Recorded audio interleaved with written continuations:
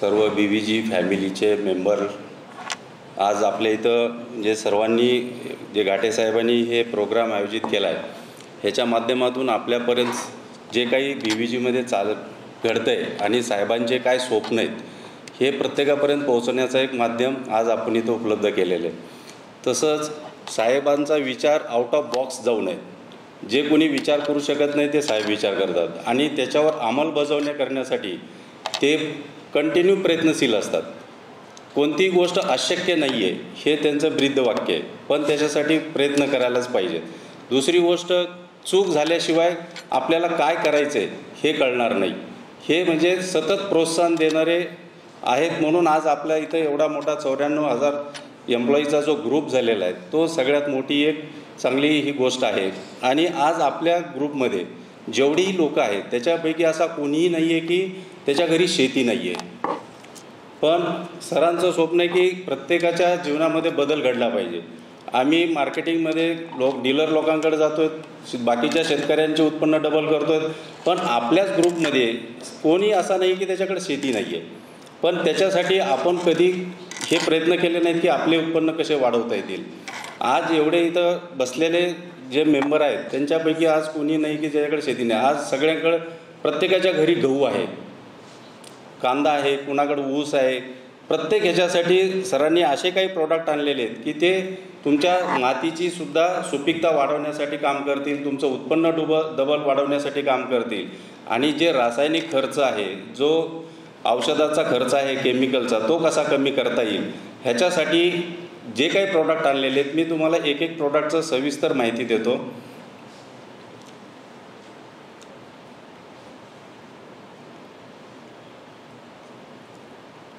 BVG ॲग्रोसेफ, आज BVG ॲग्रोसेफ हे product पूर्णपणे हर्बल आहे, जे द्राक्ष बागायतदार एक्सपोर्ट करतात द्राक्ष, त्याच्यासाठी हा एक रामबाण उपाय झालेला आहे, जे की एक्सपोर्टसाठी रेसिड्यू राहायला नाही पाहिजे। ह्याच्यासाठी आपल्याकडे ह्याचे सगळे सर्टिफिकेट आहे, ह्याचे सगळा केमिकलचा डाटा आहे की बाबा हे पूर्णपणे हर्बल आहे। हे प्रोडक्ट आपल्याला कुठं कुठं मदत करू शकतो। प्रत्येकाच्या बऱ्याच जणांच्या घरी पेरूची बाग असेल, सीताफळाची बाग असेल, परत डाळिंबाची बाग असेल, जिथं मिलीबग येतो त्या मिलीबगला 100% सेकंड डे तुम्हाला कंट्रोल मिळतं आणि ह्याचे कोणतेही साईड इफेक्ट नाही आहेत, जेणेकरून तुम्ही दुसऱ्या दिवशी जरी तोडून खाल्लं तरी ह्याचा कोणताही साईड इफेक्ट नाही आहे आणि ह्याचे कोणतेही रेसिड्यू आपल्याला दिसत नाही आहेत। ह्याच्या व्यतिरिक्त जर ह्याचा एकच प्रॉब्लेम आहे की जो पाण्याचा pH आहे, जर पाण्याचा pH न्यूट्रल केला तर तुमचा थ्रिप्स असू द्या, माइट्स असू द्या, हे सुद्धा कंट्रोल होतं। आणि जिथं द्राक्षाच्या बागेमध्ये जिथं पावडरी, भुरी आणि मिलीबग ज्यावेळेस एकाच वेळेस येतात त्यावेळेस हे पावडरीवर सुद्धा बऱ्यापैकी चांगलं काम करतं आहे, असे आपल्याकडे रिपोर्ट आहेत। आणि हे प्रोडक्ट बरेचसे कन्सल्टंट आपले प्रोडक्ट रिकमेंड करत आहेत, नाशिकमध्ये असतील, बारामतीत असेल, सांगलीमध्ये असतील। तर हे एक प्रोडक्ट असं द्राक्ष बागायतदाराला संजीवनी की जे एक्सपोर्टसाठी आणि मिलीबग हा सगळ्यात डोकेदुखी हे द्राक्ष बागायतदारांना, पेरूच्या बागायतदारांना, सीताफळाच्या बागायतदारांना, की तिथं हा तुम्हाला रामबाण उपाय आहे की ॲग्रोसेफ। दुसरा प्रोडक्ट आहे मॅजिक। आज आपण सर म्हणता की डबल उत्पन्न होतं, पण आपण कधी विचार केला की हे कसं वापरायचं आहे किंवा कसं वापरल्यानंतर उत्पन्न डबल होणार आहे? तर ह्याचे दोन पद्धती आहेत, एक तर तुम्हाला पाण्यामधून द्यायचं आहे किंवा स्प्रेमधून द्यायचं आहे। ज्यांच्या घरी गहू आहे आता पेरलेला त्यांच्यासाठी मला एक विनंती आहे की प्रत्येकाने 200 मिली पर एकर, जर आपल्याकडे ड्रीपची सुविधा नसेल तर वरतून फवारा। आणि आपल्या आईवडिलांना विचारा की आपण जर गहू पेरला तर एका बंचमध्ये किती काड्या येतात, बंच येतात, तर ते तुम्हाला सांगतील 12 येतील, 13 येतात, 15 येतात, बरोबर आहे? आहेत का शेतकरी? आहेत ना? 12-13च येतात। हे मॅजिक वापरल्यानंतर तुम्हाला तिथं 25 ते 28 काड्या येतील। मग 25 ते 28 जर तुम्हाला बंचेस आले तर उत्पादनात वाढ झाली का कमी झालं? तर काही गोष्टी कशा आहेत नाही का, आहेत आपल्याकडं। जसं डॉक्टर मॅडमनी सांगितलं की प्रिव्हेंटिव्ह वापरलं तर आपल्याला ते होणार नाही, पण आपल्याला जर त्याचं खरंच आपल्याला यूज कसा करायचा आहे हे जर कळालं तर 100% उत्पादनात वाढ होते। बऱ्याच वेळेस आपण खतं टाकतो, सगळ्या गोष्टी करतो, पण पीक वाढत नाही आणि घरचे सांगतात की नको बाबा युरियाचंच पोतं आण। हे जर तुम्ही एकरी ॲग्रो मॅजिक 400 मिली पाण्यातून द्या किंवा ड्रीपनं द्या, तुम्ही जेवढेही खतं टाकलेले आहेत ते सगळं अपटेक करून द्यायचं काम करतं आहे. ह्याच्यामध्ये पॉलीग्लुको ॲसिड्स आहेत, ज्याच्यामुळं तुमचे जे फिक्स झालेले फर्टिलायझर आहेत सॉईलमध्ये त्याच्यातले नॅनो पार्टिकलमध्ये रूपांतर करून त्याला अपटेक करून द्यायचं काम ॲग्रोमॅजिक करतं आहे. आज बऱ्याच ठिकाणी ज्या झाडांना जर तुम्ही बघितलं डाळिंबामध्ये फ्लावरिंग सेटिंग होत नाही आहे, फ्लावरिंग येत नाही आहे, फळ सेट होत नाही, टोमॅटोमध्ये सेटिंग होत नाही आहे, कांद्याची साईज एकसारखी मिळत नाही आहे, हे जे प्रॉब्लेम आहेत आज आपण काय करतो वरून मारायला जातो. आज कितीही आपण वरून पावडरी लावल्या, क्रीम लावल्या, काही जरी झाल्या तरी जोपर्यंत आपली ह्युमिडिटी चांगली नसेल तोपर्यंत आपल्या चेहऱ्यावर ग्लो दिसत नाही आहे. तुम्ही कोणतेही क्रीम लावा, तर जोपर्यंत तुमच्या जमिनीतून अपटेक होणार नाही, त्या पिकाला मिळणार नाही, तोपर्यंत तुमचं पीक तुम्हाला उत्पन्न देणार नाही. वरी आपण लाखो रुपये खर्च करतो की केमिकल मारण्यामध्ये, आणि तेच केमिकल आपण घरी खातो. त्याच्यामुळं बऱ्याच वेळेस विषमुक्त शेती ह्याचा उद्देश काय आहे की बाबा आज प्रत्येकजण बघताय मार्केटमध्ये हिला तंबाखू खायची सोय नाही, व्यसन नाही आहे, सिगरेट नाही, दारू नाही, तरी कॅन्सर झाला. ह्याचे कारणं काय आहेत? तर ह्याचे कारणं आहेत की जे हायर केमिकल वापरले जातात, हायर केमिकल फर्टिलायझर वापरले जातात, त्याचा दोष आता तो कुठंतरी दिसायला लागलेला आहे. आज बरेच जण इथं बसलेले आहेत, तुमच्याकडे एखादा बिघा असेल की ह्या बिघ्यामध्ये 4-5 वर्षापूर्वी चांगला गहू होत होता, पण आता तिथं काहीच येत नाही आहे. त्याचं कारण कधी शोधलं का? तर नाही शोधलं आपण. का नाही? ते तसंच आहे, आता पुढच्या वर्षी दुसरीकडे करू, पण त्याची माती खराब झालेली, त्याच्यात अपटेक होत नाही आहे. तर असे काही प्रॉडक्ट आणलेले आहेत सरांनी की ज्याच्यामुळं तुमच्या उत्पादनामध्ये 100% तुम्हाला रिझल्ट दिसून येतील. तर हे मॅजिक तुम्ही 100% गव्हाचं ज्यांच्याकडे क्षेत्र आहे, जिथं तुम्हाला 4 पोती गहू होतं तिथं तुम्हाला 9 ते 10 पोती गहू झाल्याशिवाय राहणार नाही, हे लक्षात घ्या. आणि हे प्रॉडक्ट सरांचे मित्र आहेत पंजाबमध्ये, त्यांनीसुद्धा तिकडं वापरले आणि त्यांचे फोन आले, साहेब सुरुवातीला जे वापरलं त्याचे रिझल्ट आम्हाला अतिउत्तम मिळायला लागले. म्हणजे आपण आपल्या घरातलं सोडून लोकांकडे बघतो, पण आपल्या घरातलं चांगलं असूनसुद्धा आपण त्याच्याकडे लक्ष देत नाही. तर हे चांगले प्रॉडक्ट आहेत. तुम्हाला कोणत्याही गोष्टीची शंका असेल, काही असेल तर मला प्रश्न विचारा, काय अडचण नाही. ॲग्रोन्यूट्री ह्याच्यामध्ये 19 प्रकारचे एल ॲमिनो ॲसिड्स आहेत. एल ॲमिनो ॲसिड म्हणजे प्लांटपासून एक्स्ट्रॅक्ट केलेले. BVG कोणतंही प्रॉडक्ट केमिकल विकत नाही ॲग्रिकल्चरमध्ये. सगळे प्रॉडक्ट हे हर्बल आहेत आणि ऑर्गॅनिक आहेत, त्याच्यामुळं ह्याचे कोणतेही साईड इफेक्ट नाही आहेत. हे प्रॉडक्ट ज्यावेळेस तुम्ही वापरताल, ज्यावेळेस तुम्ही बऱ्याच वेळेस बघितलं असेल की गहू उगवल्यानंतर चांगलं ज्यावेळेस मिल्की स्टेज येते, म्हणजे आपण ओंब्या म्हणतो, त्यावेळेस आल्यानंतर तुम्ही लक्षात येईल की बाबा काही ओंब्या भरलेल्या आहेत आणि अर्धीच ओंबी राहिली आहे. ओंब्या तर भरपूर मोठ्या आहेत, पण अर्धीच भरली जाते आणि अर्धी भरली जात नाही. मकाचं कणीस पूर्ण भरत नाही, पुढच्या वरच्या शेंड्याला 10-12 असं पांढरच राहतो. हे छोटे छोटे ज्या गोष्टी आहेत हे कशासाठी आहेत? तर तुमच्या मायक्रोन्यूट्रिएंटची डिफिशियन्सी आहे आणि ॲमिनो ॲसिडची डिफिशियन्सी आहे. ॲमिनो ॲसिड काय काम करतं? जिथं तुमचं नत्राचं प्रमाण जास्त होतं तिथं तुम्हाला ॲमिनो ॲसिड प्रोटीनमध्ये रूपांतर करून तुम्हाला तिथं प्रोटीन तयार करून देतं, जेणेकरून तुमच्या उत्पादनात वाढ होते. हे प्रॉडक्ट म्हणजे तुम्हाला जसं आपण जेवणामध्ये लोणचं वाटीवर खात नाहीत, फक्त एक फोड खातो, तसं हे उत्पादनं तुमच्या उत्पादनामध्ये हे तुम्हाला लोणच्याचं काम करणार आहे. Carbon plus. आज बऱ्याच जणांनी बघत असताल की पहिले ट्रॅक्टरनं बैलांनी नांगरट करत होतो, नंतर आला ट्रॅक्टर, आता आला 35 HP, आता आला 50 HP, तरी नांगरण होत नाही. का? जमीन हार्ड झाल्यात. जमीन हार्ड कुणी केल्या? आपण केल्या. का? तर आपण युरिया DAP, MOP, SSP हे रासायनिक खतं वापरून आपल्या जमिनीची प्रत सुधारत नाही आहे. आपल्या जमिनी नापीक होत चाललेल्या आहेत, कारण आपण डोसेसपेक्षाही जास्त प्रमाणामध्ये आपण केमिकल फर्टिलायझर वापरतो. ह्या कार्बनमध्ये आपण कार्बन इम्पोर्ट केलेला आहे अमेरिकेवरून. ह्याच्यामध्ये 50% ऑर्गॅनिक कार्बन आहे. तुम्ही बघत असाल कुणी बी मार्केटमध्ये दुकानदार असेल, कुणी असेल, साहेब तुमचं ऑर्गॅनिक कार्बन वाढवा, जमिनीची सुपीकता वाढवा. सुपीकता वाढवा म्हणजे काय? आज आपण इथं सगळेजण बसलेलो आहेत, किती जणांच्या घरी शेणखत वापरलं जातं? शेणखत मिळत नाही आहे. मग ऑर्गॅनिक कार्बन कुठून वाढवायचा? तर हे ऑर्गॅनिक कार्बन वाढवण्यासाठी जसं तुमच्या 5 ट्रॅक्टरच्या ट्रॉली = 5 लिटर ह्याचं हे प्रमाण आहे. तुम्हाला एकरी 5 लिटर जर वापरलं एक क्रॉपच्या ड्युरेशनसाठी, तर तुमच्या जमिनीचा सुपीकता वाढण्यास मदत होते, तुमचं अपटेक वाढायला मदत होते, पांढऱ्या मुळ्यांची वाढ व्हायला मदत होते, जे खतं टाकलेले तुम्ही ते अपटेक करायला मदत करते. जिथं पाणी साठून राहतं जमिनीमध्ये ज्यावेळेस पाऊस पडतो आणि आपल्याला रस्त्याच्या कडेला पाणी साठतं 8-8, 10-10 दिवस, त्यावेळेस आपल्याला लक्षात येतं की पाणी मुरत नाही आहे. का मुरत नाही? पहिलं पाणी मुरायचं आणि विहिरीला झऱ्यातून पाणी यायचं. आता येतं का?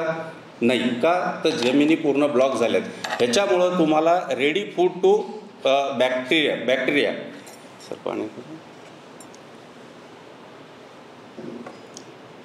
जर तुमच्या जमिनीतला बॅक्टेरिया काउंट वाढला तर ॲटोमॅटिक तुमचं लिचिंग चालू व्हायला होतं, वापसा कंडिशन लवकर यायला चालू होती आणि जमिनीची सुपीकता वाढायला चालू होती.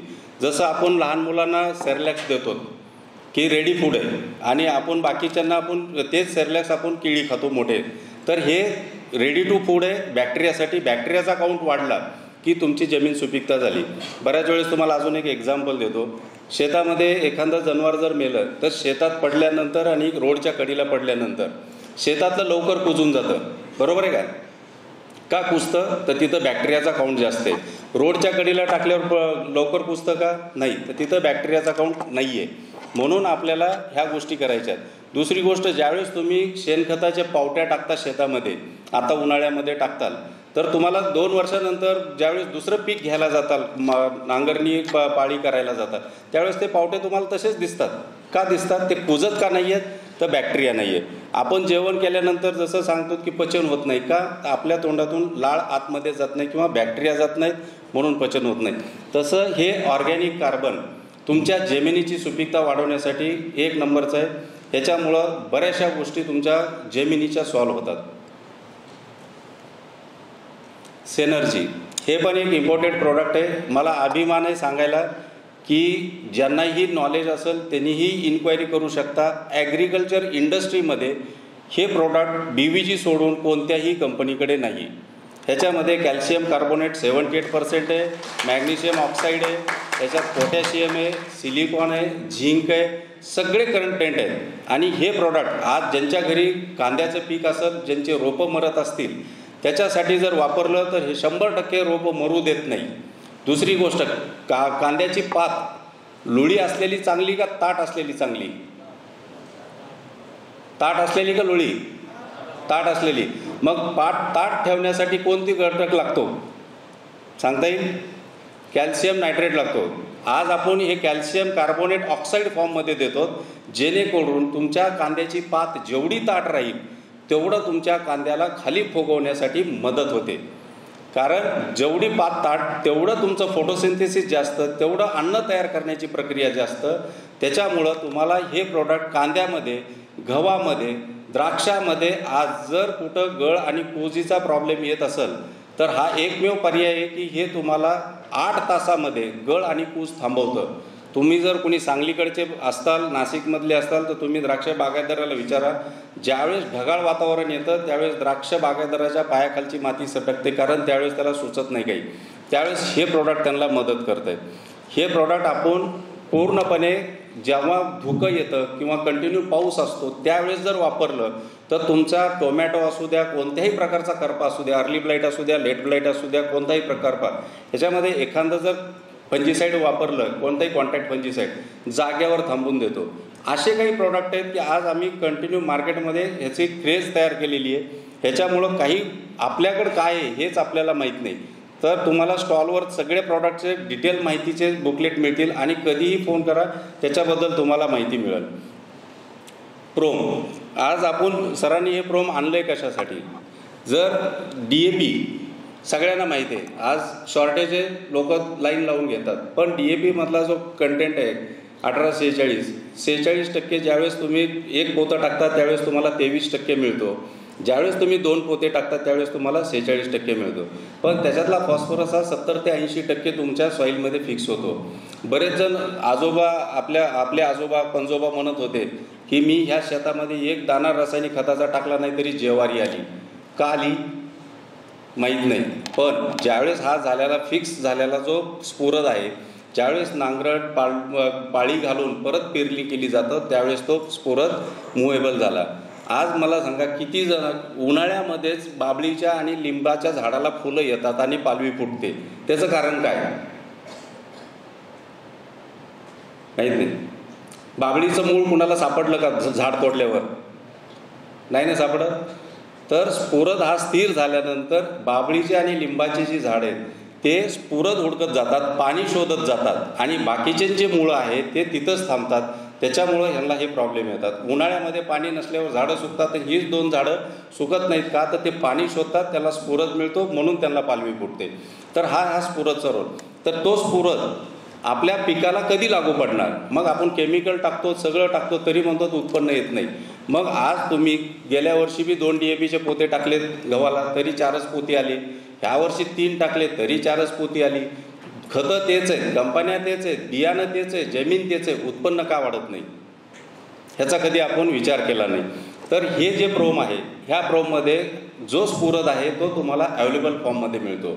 ह्याच्यामध्ये बॅक्टेरिया आहेत ज्याच्यामुळं तुमची जमीन सुपीक व्हायला मदत होती. ह्याच्यामुळं शेणखत आहे की ज्याच्यामुळं तुम्हाला जे काही डिकम्पोजर पाहिजे बॅक्टेरिया, त्या बॅक्टेरिया ह्याच्यामध्ये आहेत.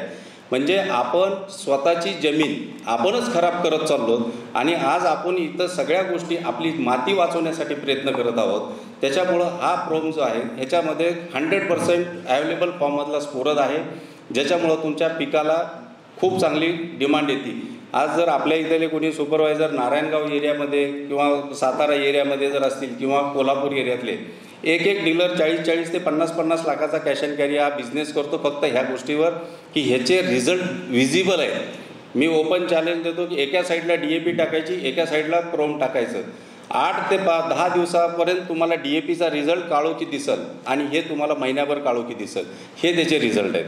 आणि त्यानंतर तुम्ही जमिनीतली माती बघा, जर मातीचा गोळा झाला तर तिथं प्रोमचे रिझल्ट आहेत. बाकीच्या ठिकाणी गोळा होत नाही का, ऑर्गॅनिक कार्बन वाढतो ह्या प्रोममुळं. तर असे काही शेतीमध्ये काहीतरी मिरॅकल करण्यासाठी सरांनी जे स्वप्न आहे आणि आजही आमच्यावर प्रेशर आहे की अजून काहीतरी वेगळं करा. तर सरांची एक संकल्पना आहे की आपल्याला आउटलेट काढायचे.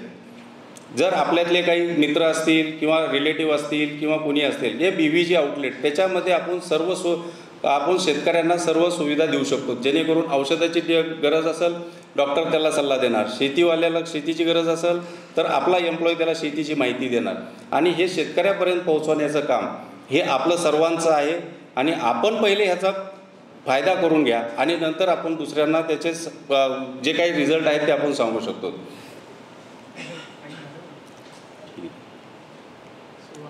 असे बरेचसे प्रोडक्ट आहेत. आज सगळ्यांना माहिती आहे मी शेवटचं प्रोडक्ट घेतो आहे. आळी मारायसाठी औषध आहे, करपा मारायसाठी औषध आहे, सगळ्या गोष्टी मारायसाठी औषध आहे. पण मधमाशी आणण्यासाठी कुणाकडे औषध आहे का? आहे का? कांद्याचं बियाणं जर करायचं असेल तर आपल्याला मधमाशीची गरज आहे. तर मधमाशी कुठून येणार? जर पोळेच राहिले नाहीत, मधमाशाच राहिल्या नाहीत, तर हे असं प्रोडक्ट आहे की जेवढे सीड कंपन्या आहेत, अजित सीड असेल, कलश सीड्स असेल, पंचगंगा सीड्स असेल, ईश्वेत सीड्स असेल, ह्या सर्व सीड्स कंपन्या जे आत्ता जे कांद्याचे प्लॉट लागवड चालू आहे सीड प्रोडक्शनसाठी, तिथं हे प्रॉडक्ट आत्ता रिकमेंड करायला लागले की हे प्रॉडक्ट फवारल्यानंतर तुम्हाला 48 तासाच्या आत मधमाशी तुमच्या प्लॉटवर दिसल. मधमाशीचा रोल काय आहे तर परागीकरण करणे. परागीकरण झालं की तुमचं उत्पादन वाढलं. तर असे काही म्हणजे वेगळे हटके प्रोडक्ट आहेत की जेणेकरून आपली आयडेंटिटी वेगळी आहे. बाकीचे तर सगळेच कॉमन आहेत, पण BVGची जशी वेगळी आयडेंटिटी आहे तशीच BVG ॲग्रोटमध्ये पण वेगळी आयडेंटिटी करायचं प्लॅनिंग चालू आहे. आणि आज सरांनी परत ह्या सगळ्या गोष्टीसाठी रोहित चव्हाण म्हणून जे आपल्याकडे रिसर्च म्हणून आता आणि ट्रायल हे सगळ्या प्लॉटवर स्वतः ट्रायल घेतात आणि त्या प्रॉडक्टचे रिझल्ट सरांना सांगतात आणि नवीन अजून काय टेक्नॉलॉजी आणायची ह्याच्यासाठी सगळे प्रयत्न चालू आहेत. धन्यवाद. मी एवढं बोलून माझं 2 शब्द संपवतो.